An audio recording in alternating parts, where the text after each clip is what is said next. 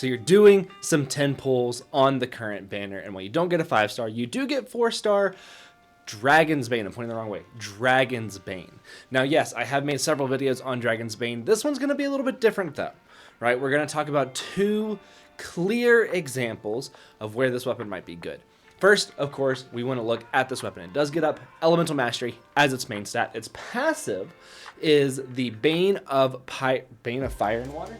Its passive, Bane of Flame and Water, increases damage against enemies affected with Pyro or Hydro by 36%. This is at R5. In this specific example, we're going to look at Xiangling and Arlecchino, because I want to test some stuff with Arlecchino, right? So in this video, we are going to specifically be looking at 2 examples, and that is a team for Xiangling, where the enemy is always going to be affected by Pyro or Hydro, and Arlecchino, where the enemy is always going to be affected by Hydro or Pyro, to see this weapon's passive, to see if it can work. So before we get into it, I want to say that I get a ton of comments, okay? And I've been slipping a little bit on responding to them. I try to respond to all of them that I can, or at least read them and like them.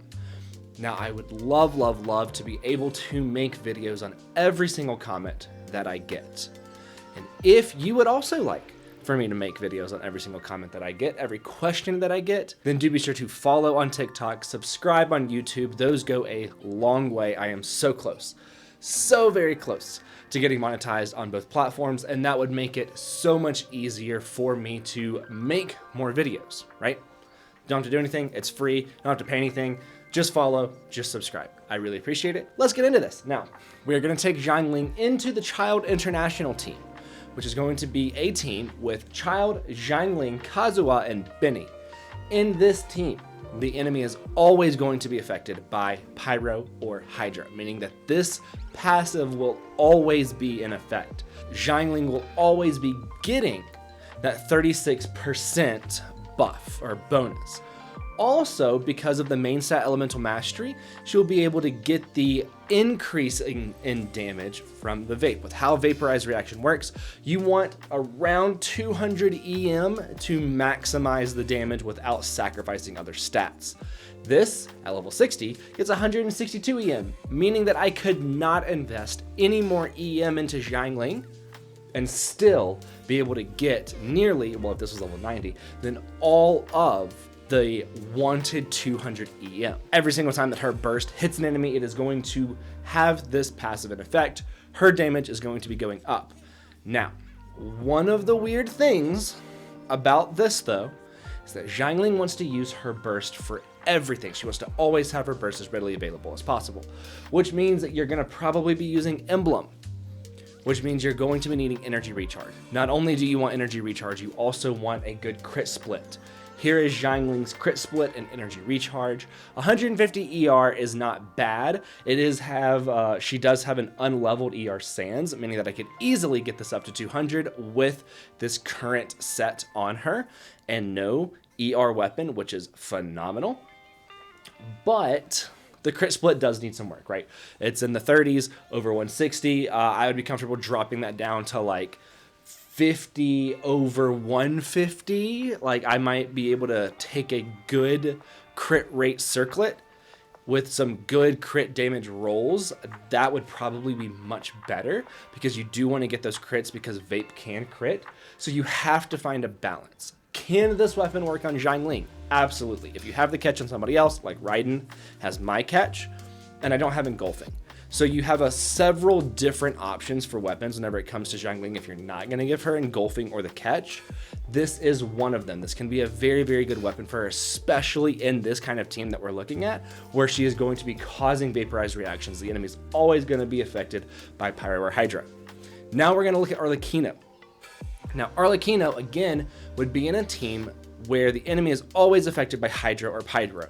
Specifically, Arlecchino, Kazuha, Farina, Bane. Farina is a double-edged sword for Arlecchino. Yes, the buff can be great. However, you can't heal Arlecchino without her burst. Like, the only way to heal Arlecchino is through her burst. So it's really kind of difficult to keep Arlecchino healthy. There is no shielder in this either.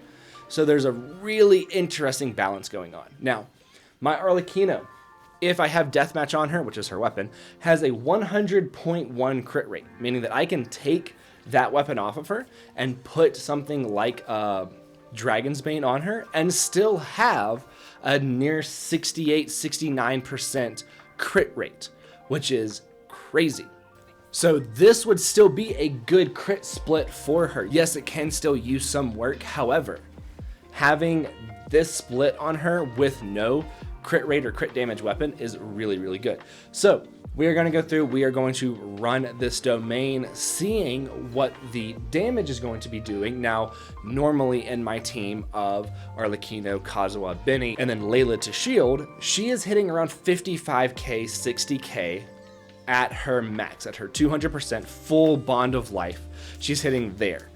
In this, she is hitting a little bit above that, which is crazy to me that she is hitting a little bit above that because of the Farina buff, because of Vaporize, which in my normal team, she's not getting Vaporize. She's getting some melts, but she's not getting any vapes.